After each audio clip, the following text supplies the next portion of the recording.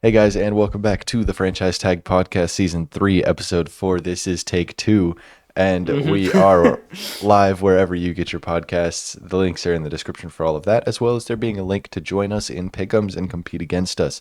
This was a pretty rough week this past week in Pick'ems, so if there is ever a time to get in on the fun and start beating us, now is that time. But let's get right into things and kick things off with a Thursday Night Football recap, which you can grace us with. Yeah, I'll make it short and sweet here. I think that this was a game of great defense. Obviously defense is aided a bit when the Cardinals managed to shoot themselves in the foot for the whole first quarter, first half even. But when you really get into it, I think the rush game is what separated the teams here because you obviously have your defense playing well and you're able to play, keep away with the other team's offense, keep them off the field, keep them from scoring because Kenneth Walker and Zach Charbonnet, I mean, it feels like the Seahawks, we've seen it in the past with Kenneth Walker, like I feel like he's always had a real low average, before contact. Never really any gashes, any gaps to run through for him. Always running through contact. And, this was a game that, yeah, there was some of that, but there was also some open lanes for the running backs to actually run through. So dominating the clock, dominating the, time of possession with your run game certainly helped out their defense because then the Cardinals were going out there and the Cardinals only ran the ball half as much and about half of those attempts for the Cardinals were Kyler Murray. So when Kyler Murray is the one running, it's actually probably a designed play of a pass. And so, we are seeing them going pass heavy and then him scrambling to make up some yards. I'm not really going to count that against, the Seattle Seahawks run D. But yeah, definitely defense was a show out in this one. The domination of the run game for the Seahawks. I think really everything came together for the Seahawks in this one. Now, that said, it was just a 3-point win because Kyler Murray and Marvin Harrison Jr. started to get things going in that second half to go ahead and make it a close game, make it a tight game that they narrowly lost off a field goal. But, I mean, things for the Seahawks when they gelled good looked good. And things when they gelled for the Cardinals looked okay. So I think the ceilings for these teams are certainly different. It's just, consistency for the Seattle Seahawks. I mean, they're 3-1 right now, but when you look at the team and you had gripes with them heading into the season, I had gripes with them heading into the season. I think that they're going to just fall short of that mark that, making it into the playoffs. Right now it's early on, they're 3-1, so they're beating our expectations, but we'll see where that goes. Yeah, I Any will thoughts on that say game? I'm a little more impressed by Sam Darnold than I thought I would be. So I will give him his props there. There's a couple other players this week that I got to give their props, but we'll stick to just Sam Darnold for now. And then the other thing I wanted to mention is the Cardinals' run game. It's really suffered since James Conner's been gone, and a lot of people, especially in the fantasy community, like looking at these backup running backs with rose-colored glasses if they're like young, could be talented backups. And it's like, oh, stash this player for when the starter gets hurt because he's even better than the starter. And a lot of times it's just not true. They're just not a better player. And that's why they're the backup and not the starter. So that's, I believe, to be the case with Trey Benson and, James Conner out for the year. Maybe he can start putting more together, but it seems right now, at least, that there was probably a reason that James Conner was out earning or out snapping him. Mm-hmm. Getting into the Sunday slate of games, we have, my Detroit Lions winning 34-10 over the Browns. Now, this was like oddly a concerning game, and it's not like we particularly played atrocious or bad or really anything of that sort. It was just like the Jamison Williams to Jared Goff connection was not there. There was probably about he had a drop first and foremost, pretty big drop, and you know difficult because he was watching it over this shoulder, turned to have to watch it over this shoulder late in the catch, and just couldn't keep his hands on it. So that was unfortunate, and I don't really fault him for that because when you're contorting your body like that, that's a very Terry McLaurin play to make, but it's not very much your average wide receiver would make that catch or anything like that. So not holding that against him, but I don't know what it was. Maybe he was running the routes more shallow than Goff wanted. Maybe he's running them too deep for Goff, but they just really didn't have the connection that they usually do where you see Goff wind it up and chuck it deep and you see the camera flip to JMO and you don't see the ball for a second, but then the ball's like sailing over him. Or, under him for an interception. So that was the connection I felt like the team really was trying to dial up and get going. Like, all right, let's have JMO get a giant, receiving touchdown here. And it just never really came. And that's after they started off the drive, going to him and him having a nice little hitch route catch and picking up 10. And I was like, oh, okay, cool. We're going to see an expanded route tree from him.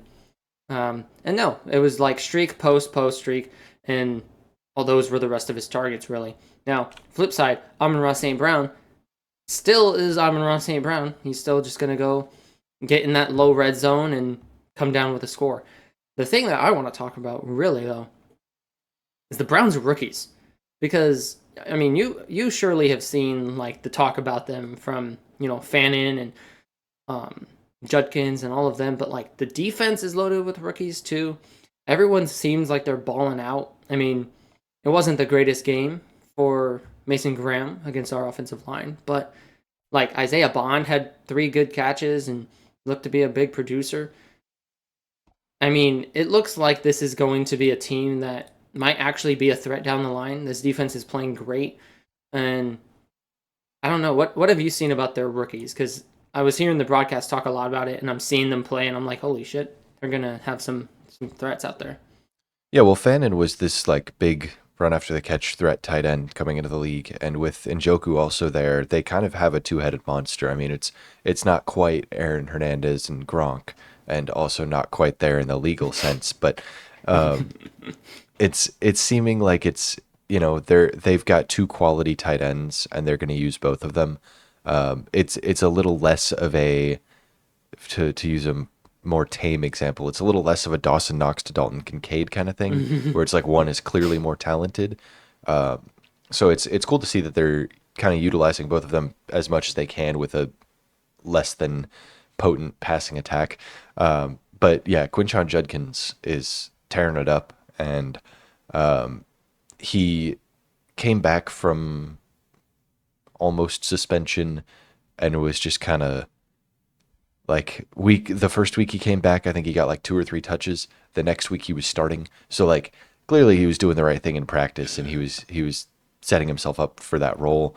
And then their defense has just always been pretty good. I think last year was a bit of an off year for their defense where it just didn't seem to be as strong as it had been in years past. But I mean, it seems like, you know, I wouldn't say a 24-point loss is a great mark on the defense, but in the grand scheme of things, last week they held the Packers to 10 points. The Packers just dropped 40 on the Cowboys. Like they are showing, the Lions had dropped 50 and this week they didn't. So they are showing that they are able to slow offenses down against or compared to different units that these offenses face. So I think their defense is going to be good. I don't think they're a quarterback away, but I think they're getting to that point where we can say that this is actually a well-built unit. They've hit on a lot of picks, and they're just a quarterback away. And I think we need to see some rookies at quarterback because Joe Flacco's just not it anymore. But Yeah, Joe Flacco with just like a mental error chucking the ball when there was no wide receiver in the area for his first interception. Um, I feel like they're probably going to lean. Prior to the year, I would have thought like, okay, Joe Flacco is probably going to be by and large the starter for a majority of the year, but I could see them leaning on the rookie quarterbacks that they have sooner and getting a feel for each of them. Probably seeing some of Dillon and seeing some of Sanders, and I think with it, if hell, throw freaking Kirk Cousins out there. Go ahead, trade for trade for Russ. They Trade for certainly Russ. they have a team around them, and it's if they have a quarterback, then they will rack up some wins. And so if they manage to see production above what Flacco is doing thus far, where I think he's got like 6 interceptions on the year already, if you manage to beat that, then you're gonna have a very competitive football team. But right now, it's not there. Yeah.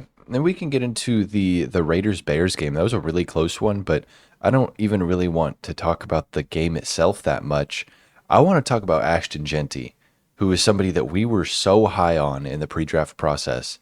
And first 3 weeks, he had his flashy moments. They weren't exactly flashy plays, but he had these moments where he would break 3 tackles, but the Raiders O line was so atrocious that that meant he was getting back to the line of scrimmage.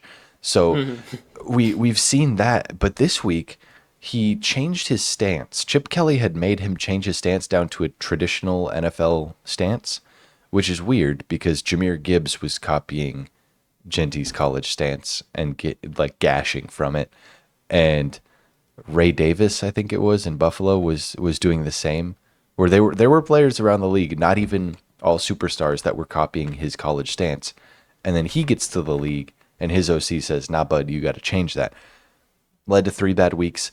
This week he goes back to the stand-up stance, Michael Myers stance, and he puts up 3 touchdowns. Like, I'm not saying that it's entirely that's entirely to blame or to credit, but I will say, I think for rookies, a lot of the adjustment to the NFL is a confidence thing. And if Genty feels confident in his college stance and his Mike Myers stance, taking him out of it was a big mistake. And I'm glad that it was righted early in the season rather than, you know, he's a bust, goes to a new team, the new team lets him stand up, and then he's good.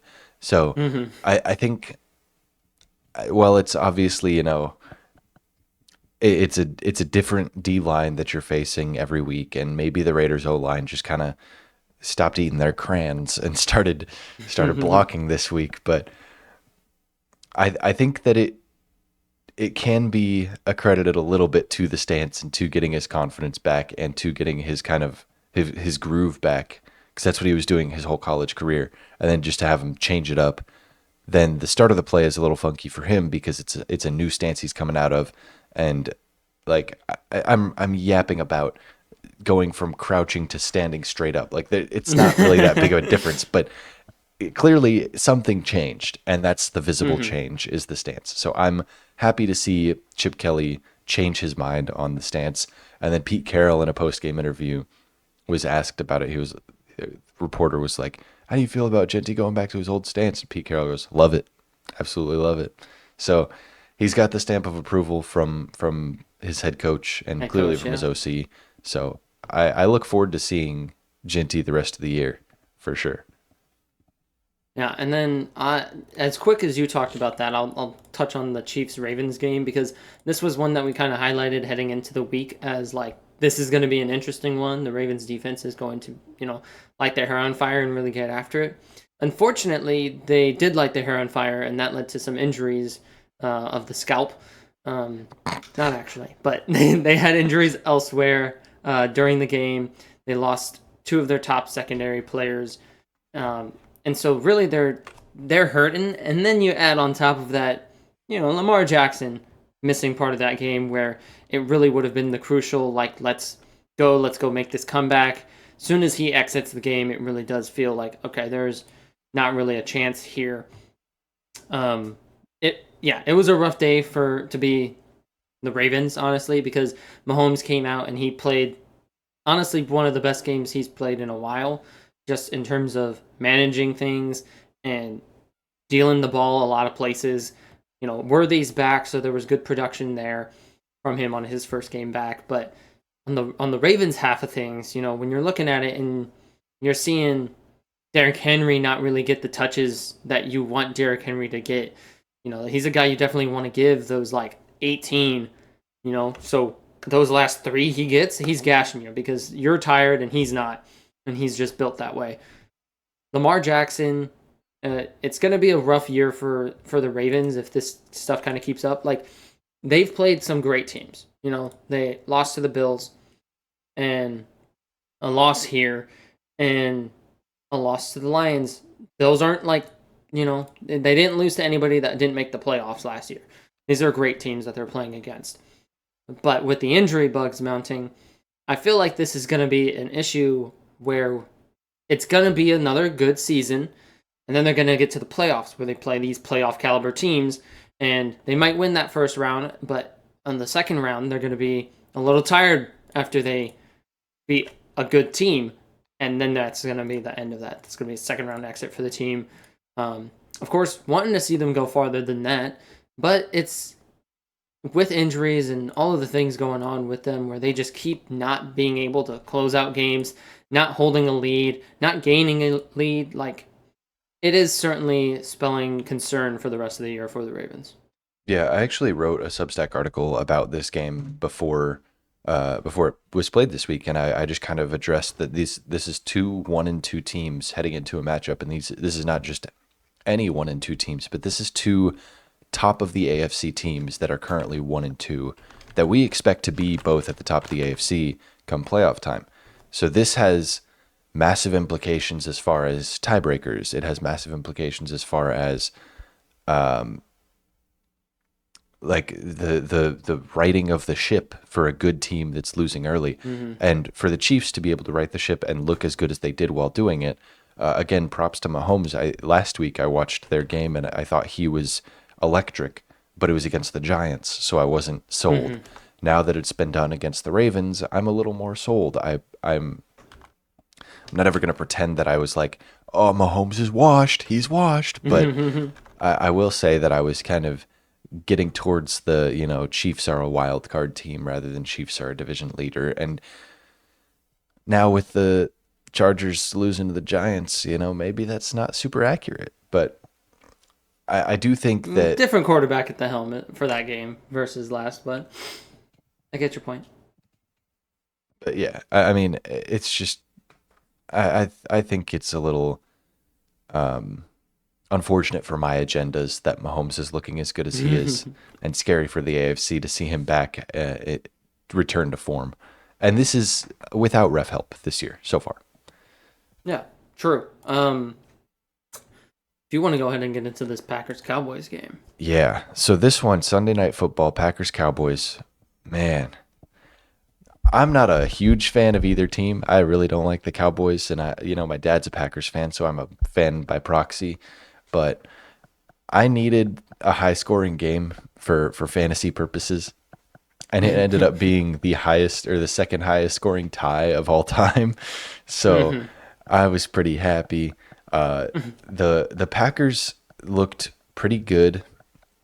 Defensively, not so much, but they were at times flying to the ball. It just seemed like they were getting caught at the worst times out of position, or there would be a deep crosser and the safeties and corners just couldn't quite keep up.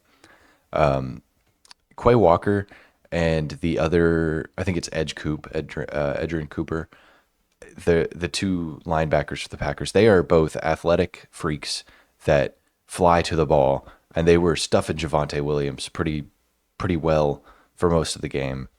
And then, Micah Parsons was disrupting as he does. He was getting doubled every single play because, of course, the Cowboys don't want Micah Parsons to have a huge game Against him. Yeah. Yeah, in his return. So they were doubling him every single play and leaving in a tight end or a running back to block as well. So they were like, we will not let Micah get a sack. We will not. And it ended up working somewhat. I mean, the Cowboys defense was burnt toast, but that's to be expected. We've come to expect that, absolutely. And it was really nice to see Matthew Golden get a little more involved than he had been in weeks past. He had one deep catch down the sideline that might have been for him. It might have been for Dontavion Wicks. I'm really not sure who was targeted there, but Golden caught it, and that was a really nice catch. It was like 30 yards down the field, 30, 40 yards down the field. Then there was a couple underneath routes where he was targeted. He did get a little too cutesy a couple times. There was the punt return that he got absolutely leveled on.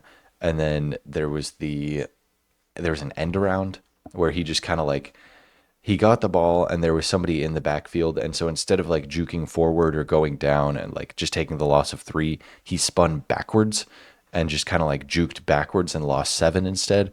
So like, rookie mistakes that we're seeing out of this guy, but good hands, and we're seeing him be a little bit more utilized in the offense with a couple of their top weapons down. But outside of that, one of the most entertaining ties I've ever watched, just because it was super high scoring. And I normally don't like seeing ties, but for some reason this one I was like, that's a worthy outcome of this game to not have either team win, because it didn't seem like either team could get a stop like the whole game. So to see that continue into overtime, 2 field goals in overtime, and then the Packers was with 1 second left to walk it off and win it or tie it. I mean, Hmm. it was just No, it was just a honestly, fitting tie. yeah. If I watched half of the game and then I went to bed. But immediately the next day at work, everyone's like, "Man, I'm so tired from watching that game," and it tied. But honestly, like with what I was seeing, it kind of was further surmounting like the Cowboys. They're performing above expectations with everything we see, and then especially you add on top of that, they're missing CeeDee Lamb, and they're still able to put up 40, have a very efficient offense, and go against the Packers, who you know, the Packers with a bounce back game after that, defensive stand from the Browns last week. But really, two great teams, and it, you know, definitely is like a classic. Like I don't know what it is about Packers Cowboys. It just feels like a matchup that's gonna be entertaining, and so when that's up on the slate, and I got to tune in because it's Micah's return and all of this stuff going on. It does kind of feel right that it is a tie. Like if there's no more ties for the rest of the season, you won't hear me complain. But this one, it's like, yeah, I'm happy that was a tie. That makes sense. Yeah. Rounding off our recap though, going with one of the Monday Night Football games because again, I wasn't going to stay up and watch the Broncos just pile on to the Bengals. I was like, okay, they have a massive lead, and I don't need to watch it. Cool. And then the Jets and the Dolphins. I had to tune in for this one. This was my first look at Jets Justin Fields, and man, it's certainly fun. It's as all of these bad things are going on with the Jets. 0-4. They are a beautiful garbage fire to witness because when their offense gets to snap the ball without any pre-snap penalties, without any penalties in general, actually, I'll say, because there was 13 penalties on the Jets in this game for 101 yards. Yeesh. That is a ridiculous level of non-discipline for your offensive line, for your I think a receiver false started, like across the board, not that good of a disciplined pre-snap team that he's got going right now. Aaron Glenn does, but when they actually get to snap the ball without moving backwards pre-snap, it looks very fun. Like Justin Fields is dealing. He's putting the ball where he wants it. For the most part, I think he has like a couple near little scary ones, but that's when it's getting a little dicey and you kind of got to pass it. So you can't hate the shots he takes. But with the 4th-and-1 play where he runs for 43 yards for a touchdown after, I'm not sure if you've seen it. I take. The Tyreek injury, or No, 'cause that's no, what I the know Justin I've Fields seen. run. No, I did Oh, not see okay. it. Well, 4th-and-1, fake handoff, bootleg Let me pull it up right to the right, immediately doubles back to the left and just outruns everybody else. Touchdown. Beautiful, just awareness and maneuverability from Fields to take that all the way to the house. And yeah, on that Jets side of things, like when they want to get it going, whenever they decide we aren't going to make these penalties and we want to gel, they are going to be a weapon. They're going to be a threat. They're going to be some late in the year spoiler to several playoff teams. They're just not there yet because they are racking up penalties like no other. I Yeah. will say though, there was a couple of missed penalties on the Dolphins that really, and a couple of false ones. I feel like they called Garrett Wilson for push off on his touchdown catch, and so that called that back, and then they followed that up with a bunch of other penalties, which were rightly called to be like 3rd and 23 after they were low red zone. But Garrett Wilson, I don't think pushed off on that, and I disagree with that as a call.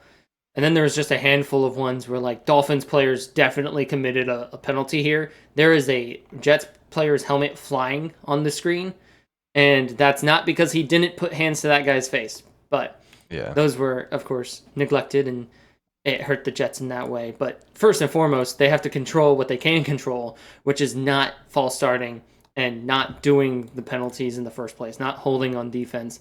So they clean that stuff up, and they've got a threat. And then, do you want to talk about the Tyreek injury? Well, yes, I would love to, but also I wanted to. I watched the Justin Fields play. First of all, insane behavior to run backwards on 4th and 1. Yeah. Like Justin Fields, it turned out well. Don't do that again. Like we got to get that in check. But the thing that I also wanted to talk about was not just the Tyreek injury, but the last time that Justin Fields faced the Dolphins, he set the single game rushing record for quarterbacks. So I did just want to bring that up. When he was on the Bears and he played against the Dolphins, he did set that single game record for quarterback rushing yards. I think it was 178 that he had. And RG3 had more in a playoff game, but since it was a playoff game, it didn't count. If my memory serves me correctly, it was either RG3 or Vic. One of those two had like a Incorrect. Incorrect, and it's insane who you're wrong about. There's only one player above him. It's 181 yards, and it's Colin Kaepernick. Take me he out back actually and did shoot surpass. Yeah, he actually did surpass Vic. Okay, that's Fields yeah. did, so he is still just second. Okay. I think the Cap one was the playoff game, right? Though. Yeah. Okay, So so regular season Fields leads. Okay. That's what it was. All right. Anyways, I should be taken out back and shot like a horse. But yeah, the Tyreek injury. I don't know if you saw that, but Oh, if I saw anybody him get on the cart. That's when I tuned into the game. Yeah, and I was so- like, "Oh, that sucks. I don't want to watch this replay though." right, so you know how a leg looks. I do, in fact. You're aware that I know how two under- at least look. you know how the knee is supposed to be angled forward like that. Yeah, imagine Yeah. turn to the side, and then the leg poking But that's out a not how little bit. joints work. You're right. No. His joint broke. So yeah, it was a really nasty injury. I mean, it was not quite Aiden Hutchinson levels where like a bone shattered, but Yeah. it was pretty bad. It was pretty like I think he's probably done. 31 years old, receiver relying on explosiveness, kind of had an off year last year and True. not a great year this year, and now he's not a dislocated kneecap, which is the one where it's like, oh, you know, pop it back into place, you'll be back in a month. This is like a dislocated knee, the entire knee, where it was just fucked up. And I think Yeah, I keep seeing everybody say dislocated knee, and then they completely miss the fact that like the dislocated knee tore ligaments. right, Like that was his ACL's gone. Like yes, yeah.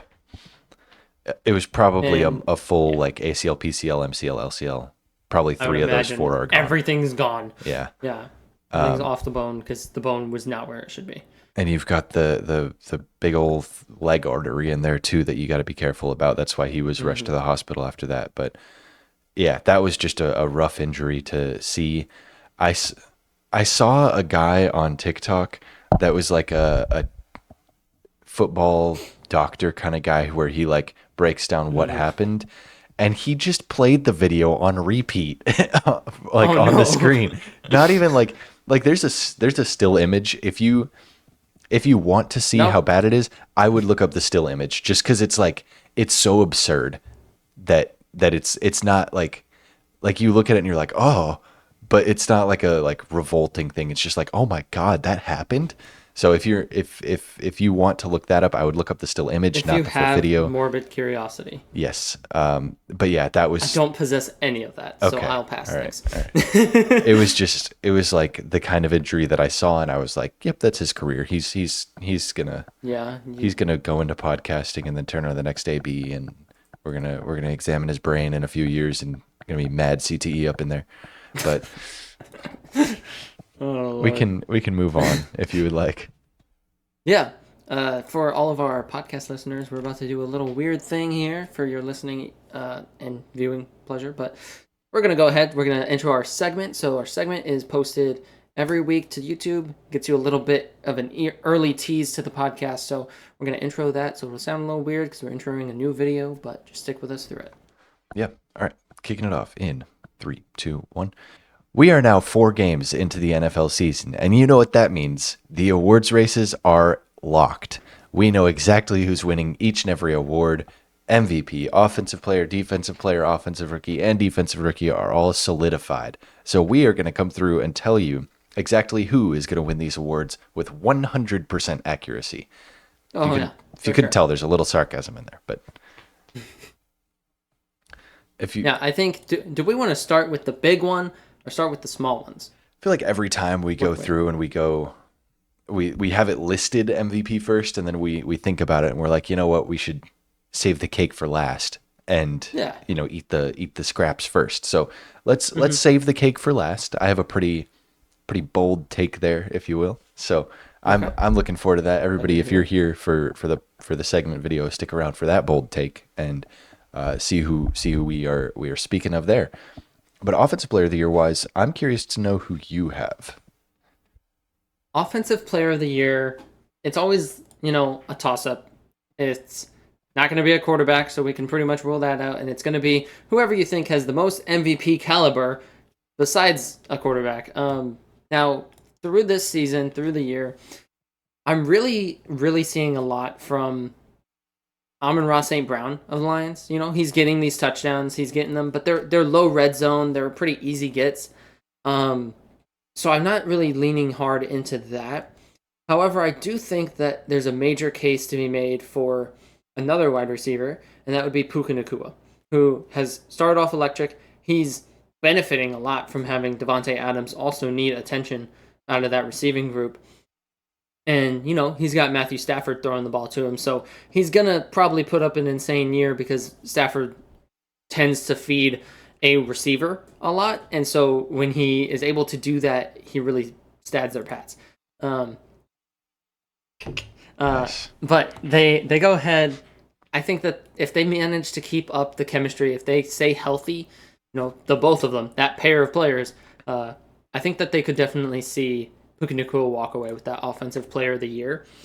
Oddly enough, I'm not really feeling a lot of like this. It's going to be this running back. This running back's off to a great start. Obviously, because Derrick Henry, the one that we kind of perennially would have said, yeah, he might be the offensive player of the year, has had a rough start.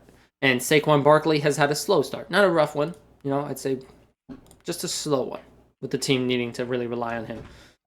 Yeah. So I Puka's a good take. I wouldn't be surprised. I will say, the running back that I would say, because I have a running back, I have two listed.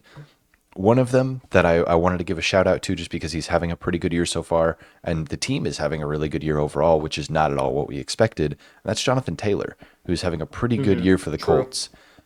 So I think that we could see him continue that and kind of go off and win it. But the guy that I think has a better shot is James Cook of the Bills. I think that Josh Allen's doing a lot, but James Cook already has 5 touchdowns in 4 weeks, and he's averaging 100 yards a game, and I think that's just rushing. I don't even think that's with receiving work. True. Yeah. Receiving wise, oh my god, receiving wise, he's got 89 yards on the year. Rushing wise, he's got 400. So he's nearing on 500 total yards in week 4, 5 touchdowns rushing, and no touchdowns receiving yet. But I think that's probably my pick. I could see the Puka and I agree with it, but I think James Cook is my selection there. Yeah. I think, honestly, let's keep it offense oriented. We're talking about these players. Let's move to the offensive rookie of the year. And so this one's going to be a little bit more, dicey, we'll say, because some of these players haven't started. Some of them just started getting their starts. I'd say Omarion Hampton, great show out game for him. However, he hasn't had that yet so far. It's not like this is a set trend that he's continuing. Same with Ashton Genty. He just Yeah. blew up, but it's after pretty muddled success after the poor O line and change of stance.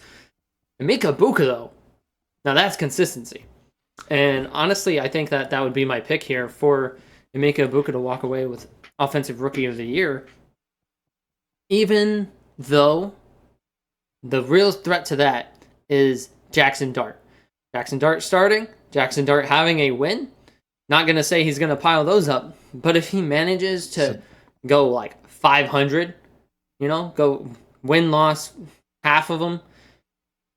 I mean, that's offensive rookie of the year caliber if he has the stats then the actual performance to back that up. Yeah, Now, this I was past gonna week, say he this. didn't light up the stat sheet, but they won, and he's certainly winning more than Cam Ward. So, we'll Yeah, see where that goes. But my pick here would be Amika. yeah, I don't think it's gonna be Dart, especially not with Malik No, Neighbors now out for the year. So he's lost his good sure. receiver. He's down to Darius Slayton, and uh, right, it's Darius Slayton. Sorry. Yes, I it know is. Wandale. Okay. Yeah. Darius Slayton, Wandale Robinson. So I actually have a different giant listed, and that is Cam Scadaboo, Nice. who I think Nice. has a chance just because he's getting a lot of touches. I think Genty has a good shot at it because he's kind of coming into his own and we know what he's capable of, and now he's showing us. Same with Omarion, where these are guys who are getting their footing and starting to look a lot better. If Matthew Golden's usage doesn't tick up, I think he's kind of losing his shot at it. And I obviously I do have Amika listed just because he's been doing so well. But I think the biggest threat to Amika is not another rookie, but it's Chris Godwin and it's Mike Evans Mm, coming back and it's him being relegated to the third wide receiver because right now he's acting as the one because both of those yeah. guys are out. So of course, with the gunslinger like Baker throwing him the ball, he's going to get a lot of targets. He's going to get a lot of catches, a lot of yards, a lot of touchdowns. But I don't know if that continues when we've got other guys coming back into the fold. Correct me if Mike Evans is done for the year, but I thought it was just a few weeks that he's out. I know Chris Godwin was back for this game. Okay. Uh, Mike Evans, I think, was just out for this week. Okay. Yeah. So I would need to see him sustain success with those two in the lineup for a couple weeks, but I'm not saying he can't do it. I'm just saying I need to see it before I'll fully believe it. And the other guy is just Tyler Warren, another guy from the Sure. Colts where they're having a good year. He's not exactly having the most insane stat line for tight ends. And I feel like if Bowers didn't win it last year, probably not going to see a tight end win it. But, it's possible. We'll go Amika there as my official pick, I guess, if we had Okay. to choose. If you're narrowing them down, I mean, I narrowed mine down, but right now you would say James Cook and Amika Ibuka as your Yeah. little narrowed group. Then Now, let's get into how do you want to defense. flip it? Let's get into defensive player of the year. Let's go back up to the top. And I've got, it's I feel like for defense specifically, it's really early on to make any claims to say that anybody's doing exceedingly well. Devin Lloyd is a personal favorite of mine. He's really playing that inside linebacker role well, and he's got 3 picks on the year, leading the league.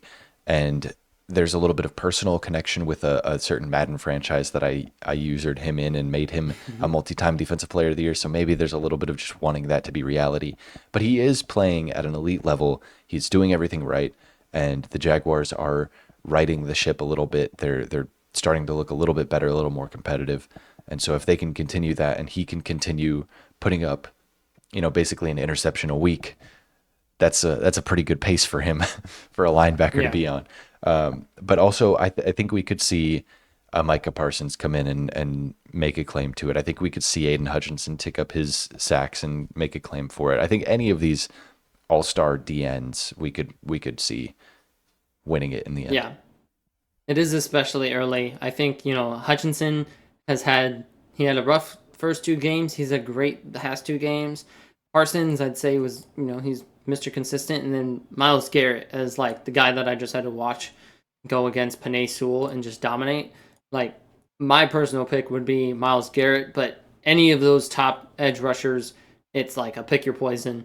Now I think even like I feel like last year I said Max Crosby was like a long shot, dark horse pick for me, but it feels like yet again it could be another year like that for him. It really does just come down to for defensive player of the year. It is unfortunately like the edge rusher award. So Yeah. and I wouldn't say that there's right now a corner that is balling out so ridiculously that they would surpass that. So Pat's locking up. I'd go Miles Garrett, but Surtain's locking up as always, but that's kind of it's almost par and for the course. he's always for done him. that. So Yeah. it's like, is he gonna get an award this year for it? Probably not. Yeah. But we can get into defensive rookie, and that's another little bit of a weird one. So Yeah. you also said Pat Surtain, is he going to finally get an award for it? He was Depoy last year, but um,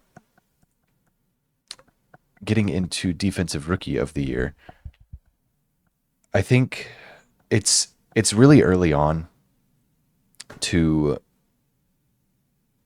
again, like if we're not even sure on the defensive player of the year, defensive rookie of the year, we're even less sure on, because these rookies are still fighting for their touches and their snaps. So I think Yeah. Abdul Carter, with the Giants' defensive line looking as good as it is, and him contributing, I think we could see the award thrown his way if he starts to tick up the sacks or the usage. And he's kind of been a chess piece for the Giants' defense. Not exactly the idea they had drafting him, but as it turns out, they have a lot of holes on the defense, and so if they can drop him back into coverage every now and then as an off-ball linebacker, they have been doing that. Hmm. And then Jihad Campbell is another name that I saw come up when I was like kind of looking into what rookies are currently regarded as doing better. And, rookie linebacker getting snaps on the Eagles, it's going to be hard to say that he isn't doing well and isn't looked at as a good Yeah. player. So I Yeah. could When he's see, starting on a great defense. yeah, Um, the player I have, linebacker, Carson Schlesinger, starting on a bad defense, but that means he's getting the reps and he's getting the workload, and he's really the one making a lot of these plays. Um, and then I've got a little bit of a Michigan bias going on because I think Mason Graham's doing well for the Browns on their defense, and then Will Johnson has been playing pretty good, he has been and locking it's down, yeah. it's great to see that. Like once again, I could put it between any of them.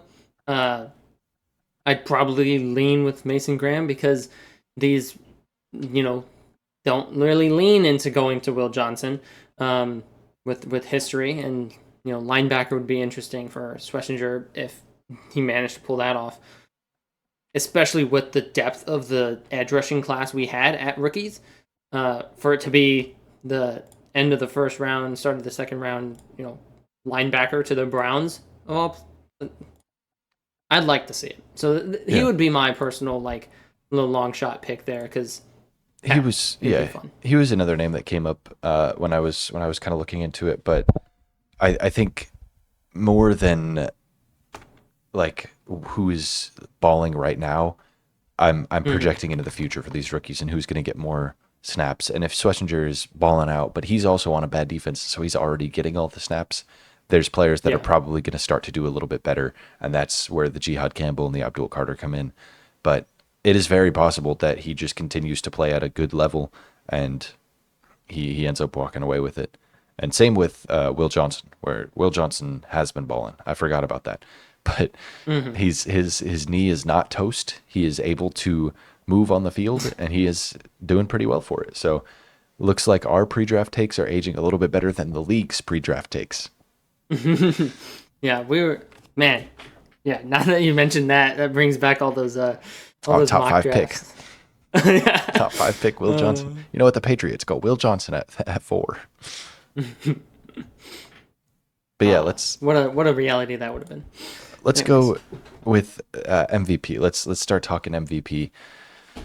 I've got the standard Josh Allen. He's pretty good, leading an undefeated Yeah. team, leading a pretty good offense. Can't say that he's not Difficult doing anything right, but difficult to go against that. Yeah. yeah, but you know who's better than Josh Allen? You know who's like a younger Josh Allen and better? Oh, okay. Drake May. That's Drake already May, one. baby. Drake May is my pick for the MVP. Actually, he is, but it's because what he's doing right now is just playing at a good, solid level. He's got, I think, almost 900 passing yards on the year, almost 1,000 actually. He's got 988 passing yards on the year. He's got 7 touchdowns to 2 picks, so he's playing efficient, good football. Rushing wise, 2 touchdowns, almost 100 yards. He hasn't really been used in that heavy rushing role. He had a better performance against Pittsburgh rushing than he has in any of the other games. Week 1 was rough, so that's like a quarter of the games we've seen so far have not been great from him.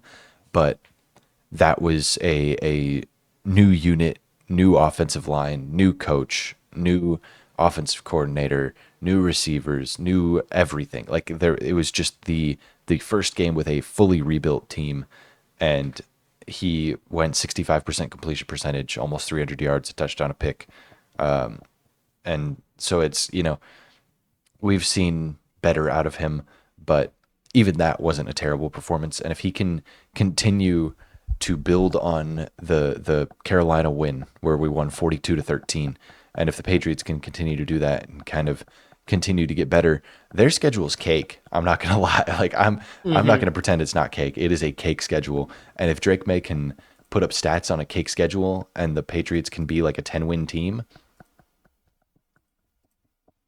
we might be Yeah, looking at I some mean, votes for him. Like yeah, I can see your argument there, and you know what? it's a homer lean pick. into your It's a homer pick, 100%. I'll lean into your homer pick, okay? Because I really like Jared Goff as like that longer shot for the MVP pick, and a lot of it is because right now they're basically playing the exact same kind. Like Jared Goff, 9 passing touchdowns. So for Drake May's total touchdowns, he also has 9. He has 2 interceptions. Jared Goff, 2 interceptions. They're both being the most accurate, at least if you want to compare accuracy to completion percentage throughout the league.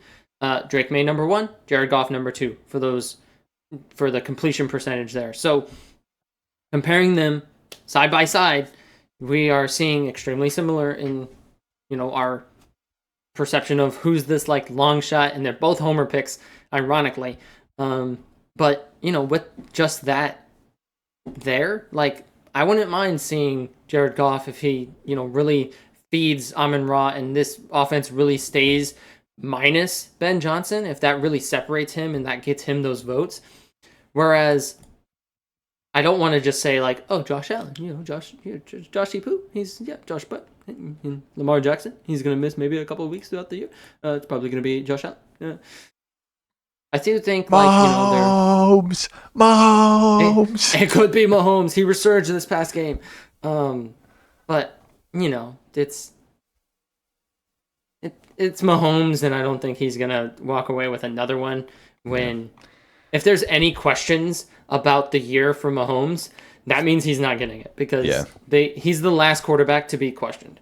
So I'm gonna. I won't lean to that. I'm curious if so right now we're saying that Jared Goff and Drake May have pretty similar stats. I mean, they really do, like within 100 yards of each other, or within like 50 yards of each other, actually. Yeah. And same touchdown to interception ratio if we factor in Drake's rushing.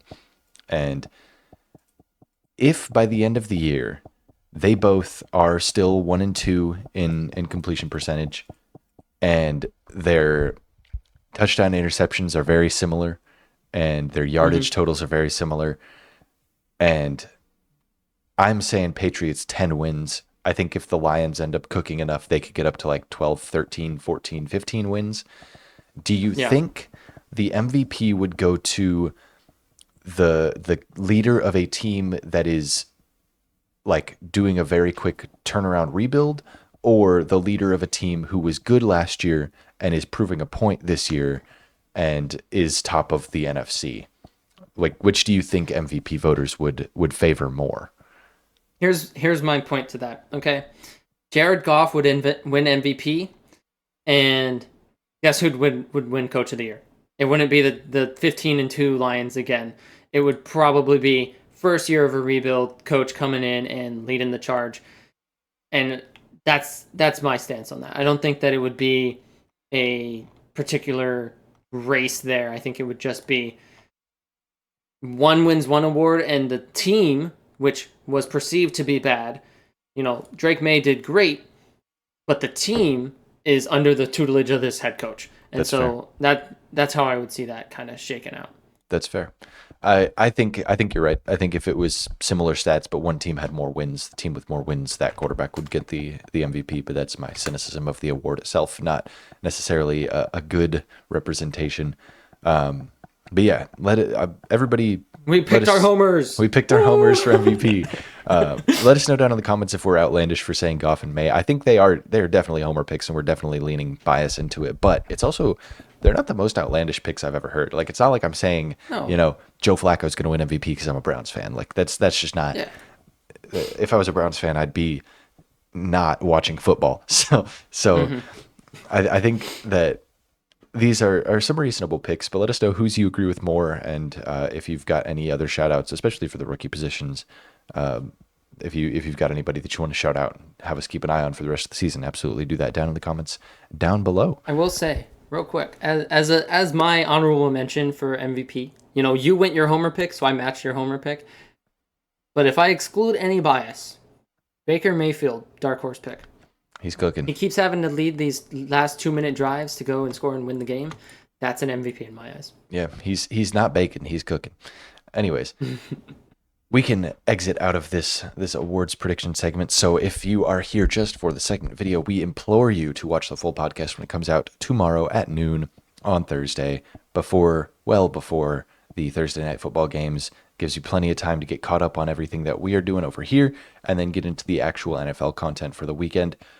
If you don't do that, if you're just here for the segment videos, that's fine too. We make these because we know people enjoy them a little bit more. So if It's more there's digestible. it is. And if there's any suggestions you have, any future segments you would like to see, maybe an update to this one later down the line, or anything else, any other ideas you have, go ahead and drop those down in the comments down below, along with obviously your awards predictions.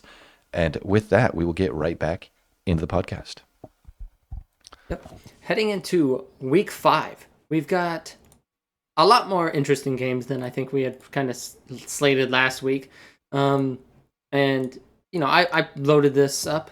I don't know if you'll have any particular opinions about any of these, but starting us off with the Thursday night football game, we have the Niners and the Rams. Now, the Niners are going through a rough little stretch of injury bug. A lot of their stars out. I do think Purdy is projected to be starting back up again. So hopefully good news on the horizon for them there. And then we've got the Rams coming in, and they've been playing great. They've been really making a difference. They're both 3-1 teams, and that's the real thing here. Is it's in the division. You're both 3-1, so this could end up being a massive game for you down the line with it when it comes down to seeding and stuff like that.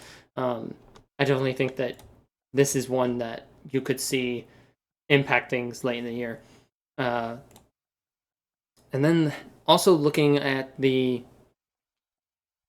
Texans Ravens on the flip side. These are both 1-3 teams, and they're both teams that feel like they're reeling and kind of need a pick me up win. So what do you think about this game? Do you feel like it'll be leaning one team or the other? This might get another Substack article. I might get bored enough and write one. This is like you said. This is another game where this is two teams that we see as a little bit better than I guess their records show, and one of these teams is going to be leaving this game 1-4, and that makes it exceedingly difficult to make the playoffs. So if you are going to try to make the playoffs as a 1-4 team, you got to be really good. I think if there was one team that could do it, it'd be the Ravens. If they could come back from 1-4 to making the playoffs, I think it'd be the Ravens. But I think they win this one, and I think they kind of send the Texans to a maybe 7-10 season where they miss the playoffs, pick around the 12-13 mark, and maybe get a little bit of a better offensive lineman at that position than they have now. So I think the Ravens pick this one up, but again, this is another matchup that there is a lot riding on it for these two teams that think themselves better than 1-4. Yeah, for sure. And then I do want to clarify, I misspoke a little bit because Purdy did just play for the Niners, but he he's suffered still a listed setback. as questionable. He So was dealing with a little soreness. I realized the way I said it seemed like he didn't play this past week, and I wanted to retroactively get that out. Then the other one I have lined up here is Bucks and Seahawks. Now this one is again another 3-1 team versus a 3-1 team, and it's being hosted at the home of the 12s. But I don't think that's going to matter when it comes down to the last 2 minutes and Baker Mayfield needs to make something shake. So I'll go ahead and spoil my pick for that one. I'm going to pick the Bucks for this one all the way. And I feel like unless your brain suddenly clicks to respect Sam Darnold a lot more, you'll probably be here with me. But definitely just one to watch again. top of the NFC, both 3-1. This one could be a big one if these teams keep up that kind of pace and record. Yeah, and then you've got Chiefs at Jags here as well. I think this is, Monday night, baby. it's Monday night. The Chiefs have just kind of proven that they're an elite team again, and not that that was like in super questioned or anything like that. But I had my questions, but they've proven to me at least that they are an elite team. The Jaguars, they're 3-1. I don't think they've proven enough to me for me to believe in them against the Chiefs. I know, what was it, 2 years ago when Lions played Chiefs week 1 and we both picked Lions, and that was like our big, whoa, we were right. The Lions beat the Chiefs in week 1. And then the Jaguars played them in week 2, and that was the year that I think I had the Jags going like 15-2. That was we were riding high there. yeah. So I've come back down, crashing down, and maybe I'm a little low on the Jags now, but I do not see a scenario in which the Jags take this one from the Chiefs, even at home. Yeah, see, I disagree with that because despite how the Chiefs operated last game, I feel like the Chiefs have a little bit of a problem. Not going to say it's super consistent, but it's a little bit of a problem where they tend to play to their opponent's level. So this will be a little closer than I think they want it to be. I think it'll come down to the wire, but I mean, at the end of the day, this is a Jags defense that is doing very good. And yeah, the Chiefs offense found their footing, but it was against a weakened defense and then an injured defense. Weakened in terms of what happened last week versus the Lions, and then the actual weaknesses of players' joints and such and things. So we'll see what happens. I think that this is going to be a tough one for the Chiefs if they manage to win it, and it might be the one that puts the Jags over the edge if the Jags walk away with the W there. But with that, I think we're all done. Yeah, if you would You have like any to. last words? Yeah, I was going to actually ask if you had any words of wisdom for these people who live lives by, but I'll give you some wisdom. Watch football, man. It's a fun time. Yeah, go tune in, watch some football, and you know what? If you want to talk football, if you want to hear people talk about football afterwards, just hit subscribe. Hit the bell. We'll be talking about it through the whole rest of the season. You get 2 pieces of content per week. One of them Video, is short form. taken from the other one, but Yeah, well, hey, it's a separate piece one of short content. form, a little teaser for the long form. All right. Yeah, exactly. We release them in such a way that you watch the first one, you can still watch the second one and fully enjoy it. Right. With all that, we can leave you. Deuces. Deuces.